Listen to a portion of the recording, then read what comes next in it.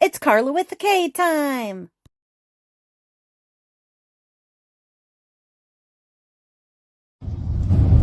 Hi, it's Carla with the K, and I am here with Jackson. We are on our way to the Wisconsin Frozen Butt Hang. Do you know what annual this is? 15th. Oh, the 15th. We're on our way to the 15th annual Frozen Butt Hang. We look to have pretty mild temps this year, and about 40 people have signed up. So we'll see if we get trees when we get there. What are you most looking forward to, Jackson? I have no idea, actually. The people and the food, I was right? like, I'm just glad to get out. Me too. It's been Me so long. too. All right, we'll give an update once we get there.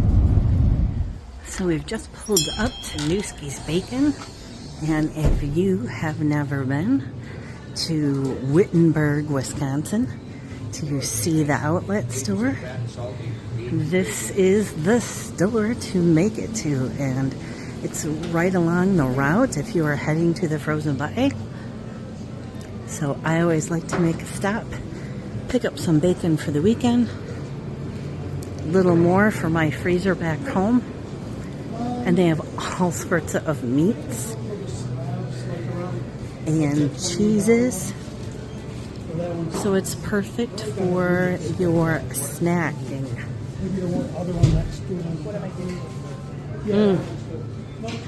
All right, that's a quick tour of Nuski's.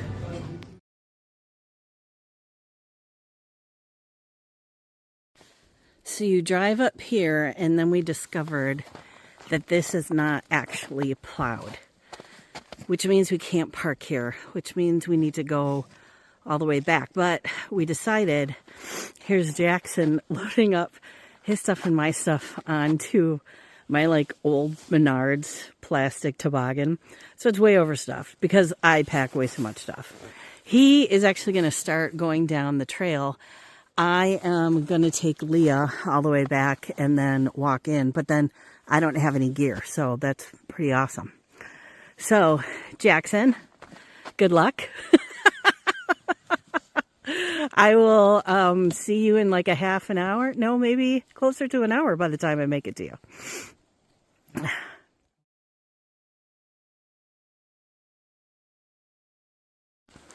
So I'm a total wuss. I gave buckets to Neck of the Woods because I didn't want to be the first person to walk out there, because I've never fallen through the ice, and I don't, that's not anything I ever want to do. All right. But I guess it looks like they not only are through, but there was like a first layer and then a second layer. So, all right, we got our water.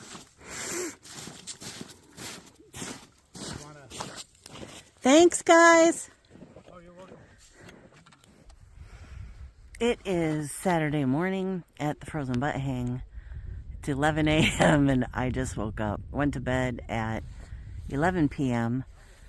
to the sound of wolves over there and wolves over there, and they're howling back and forth. It was amazing. There was a random owl thrown in there as well. Woke up to pee only once, and now it's 11 a.m. I gotta pee, get more water in me, and I'm making a soup for lunch, a creamy tortellini soup. So I need to get my items thawing and get it on. I want to show you just how beautiful it is and show you my setup. So I am out here on the tip of the point. I'll show you what I mean, because there's lake, just beautiful. We got a couple inches of snow, so it's freaking gorgeous. And people thought it might be too windy out here on the point. I couldn't believe that I got here early enough to be able to get it. I was like, I don't know if I'll ever get a chance to hang in such a epic spot, so I better take it. Oh, such good conversations around the fire. Talked to this guy, Brian, from the Twin Cities, who I met at the Winter Camping Symposium. Got to meet him. It's cool just meeting new people who have similar interests and learning their story. So hoping to have a conversation with somebody new. Oh, this is new to me. Stopped in Oshkosh at that Sierra where you never know what you might get. And this,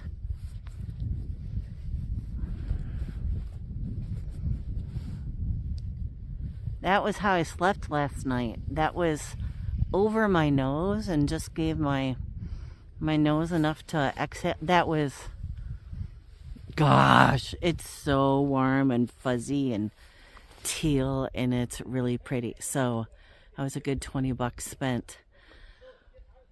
Okay, off for lunch. It's, I don't know, like 1. I have started my soup. So we've got other people who are doing some cooking around the campfire. We've got other people who've gone on a hike. I don't think anybody's napping. I think there's a lot more people on the hike than I think. Because I think this is maybe only about 20% of our group. I think there's about 30 people there. And I'm doing a creamy tortellini soup in my can cooker. And then right there we got some ribs going. Steve's more doing the ribs, so we're gonna eat pretty well. That was Emily, right? April. Oh, I was close, but so not right. There's a lot of people with new names, and I am struggling. So, but I won't struggle to eat some warm soup. The snow stopped, and it is, I don't know, it's just gorgeous because the wind is down. So we got storytelling going on, wood processing going on, snacking going on. It's just a good time. Hopefully we'll be able to watch that Packer Bear game tonight too. Right across from where Miyagi set up, we've got people. Oh, there's a blue tarp back there. Gosh, it's a pretty teal or turquoise. So people just kind of set up wherever they can find a spot. I don't think we've got too many people. And I set up back there a couple years ago, and I don't see anybody over there this year. Oh, we've got one. More people are pushed back and spread out this year, I feel like.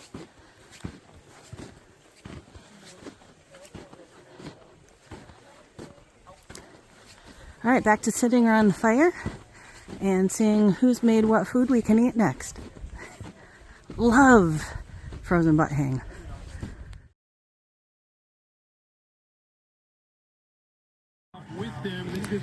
This has been pretty epic. Getting to actually stream the Packer game.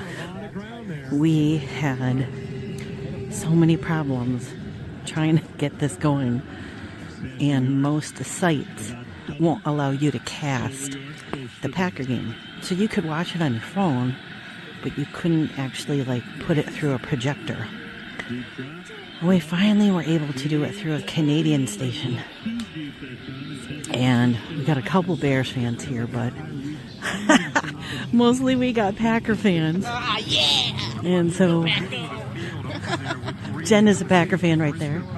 Coming up to halftime, and I know people are cooking some burgers, getting some more to eat, and it's cold. I'm cold. I got to get up and move around. But maybe we'll get a Packer win, and it'll be a nice ending for a great weekend. All right, one thing people don't want to talk about is peeing and pooping out in the woods, and I just pick a little spot under my tarp, and that's my pee spot. And part of why I do that is because then I can see how yellow the snow is, so I know how hydrated or dehydrated I am. So I was doing really good there. And that's what I have to say about peeing in the snow. So if you pack in gear, the biggest thing is you need to pack it out. And there's all this stuff here that was left. And now the couple people who are here, our packs are full.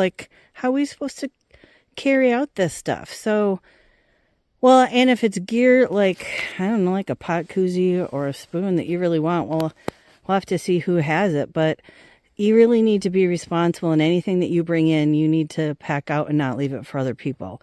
And huge thanks for people who packed out trash, because that's another big thing that mounts up quickly. So I'm just coming up to this final stretch here. So now I'm getting closer to the parking lots because I can see the straightness of the trees. See that line all the way up to the sky with these pines. I just wanted to stop for a bit and enjoy the quiet and the calm. I can hear some wind and the tall, tall trees far away. I hear the snow crunching under my feet as I spin around.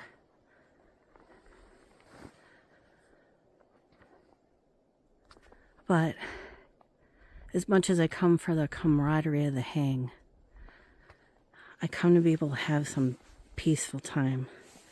And if you come, I hope you're able to get time to enjoy the views, time to enjoy the hike. There were these ladies last night who went out at night just to kind of get a night hike and do some stargazing. And I said, you know, the views over the lake, because you don't have the trees in the way, was just freaking gorgeous. Kind of made me wish I went instead of watching the Bears win and the Packers lose. I almost said pears. It's going to be a long time to preseason in August. But at least I have these views to get me through. I'm sure Jackson and I will do a little review of the hang and notes for next year, but in the meantime,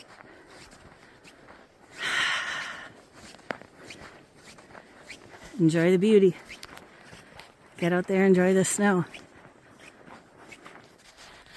Oh, I'm coming up to the closest lot, and Jackson and April Amy's gear is there.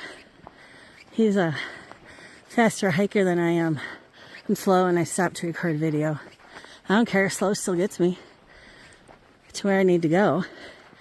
And I gave him the keys to Leah, my truck. And I was hoping they'd drop their gear and drive the truck back here. This lot, I guess traditionally is not plowed. So we're not able to park down here. But there's a big pile of snow just before this lot. And I guess Miyagi got stuck. There was another car that got stuck. Other cars got stuck. They had to shovel for like an hour. And there was enough room that I had plowed through. So this is where we dropped our stuff off. And I then drove Leah back to the main parking lot, my truck. And I was hoping they'd drop their stuff off and go get the truck and then come back. So I didn't need to walk the extra half a mile. I looked on my truck. It was a half a mile from that main parking lot back to this back lot. So even if you have a smaller, shorter car that doesn't have as much height from the ground, they do have these cabins back here, and they plow out to the cabins. So you can at least drive back to the cabins, drop your stuff off, and then go park and walk the half mile. So half mile in the snow, what, maybe 10 minutes? So there were, I guess, one or two vehicles that did actually yesterday, I guess, park here. But I almost got Leah stuck over there. So if you got a truck, I mean, as long as you can dig through that big pile of snow that they push up, you can at least drop your stuff off and then go park. I don't know the rules or regulations if you really can park back here, and it's just a matter of if you can get out on your own. I'm not sure. Have to ask about that one, but I'm geeked that I'm done with pulling. Oh, I should show you. I didn't bring my nice big pulk because I didn't think there was going to be snow. So I have a, like, you know, Home Depot type sled. It's just plastic. It's cheap. And then at Harbor Freight, I got a cargo net. And then I went and I punched additional holes into the sled and took advantage of some that were there. There's the hole. And then I went and just put string. And then I bought a bunch of those little cords. Oh, here's April, Emily April, with her Subaru. And she made it through. Hey, girl.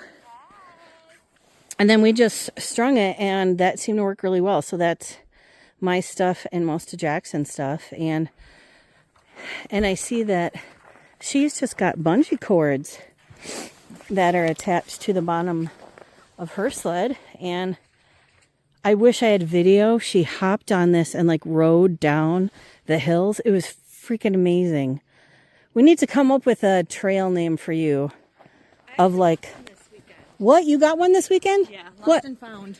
Lost and, no, you need like sled rider or. Well, Saturday morning I had lost 4 things, and I found them all by the end of the day, but. I should put you on video and not cut your head off. I should have asked you too if you want to be on video. She doesn't care. All right. Well, let's see if Jackson's able to get her back even more. Oh, she was covered with snow, and I don't even know if I've got like a snow shovel thing. That's how bad I am this year. We haven't had snow. All right. Well, I'm going to sign off since we can load her up.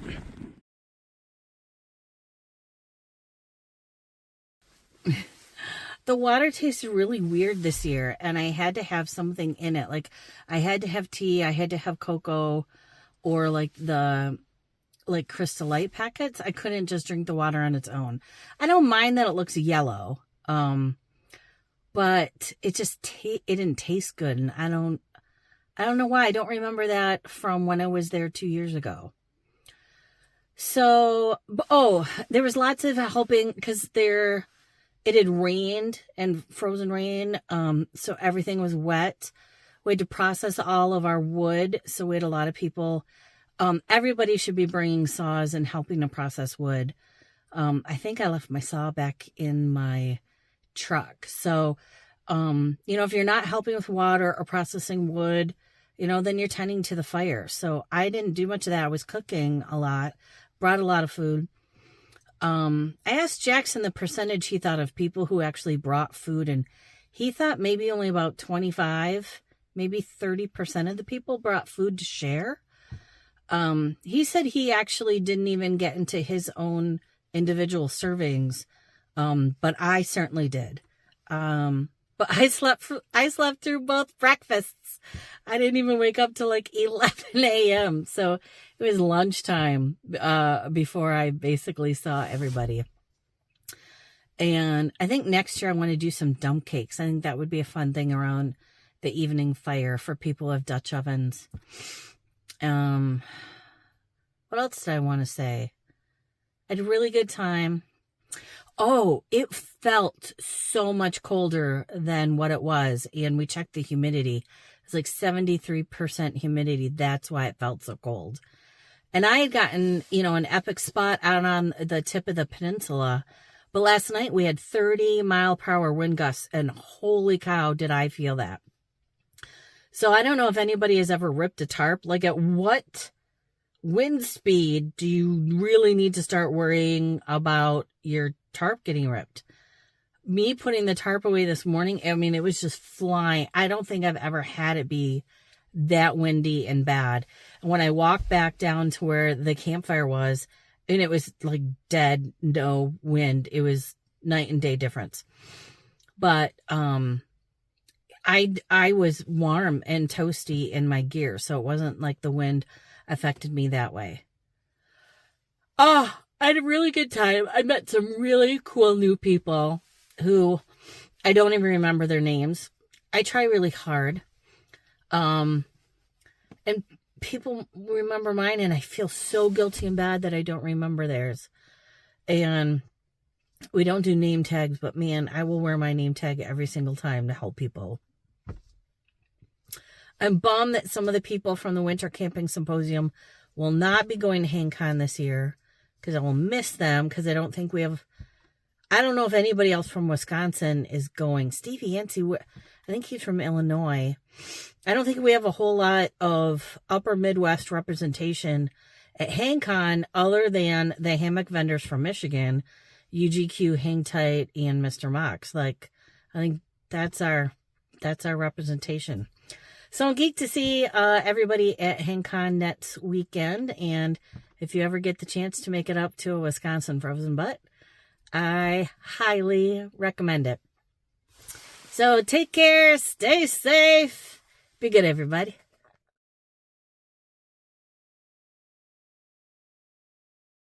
Don't forget to comment, like, and subscribe.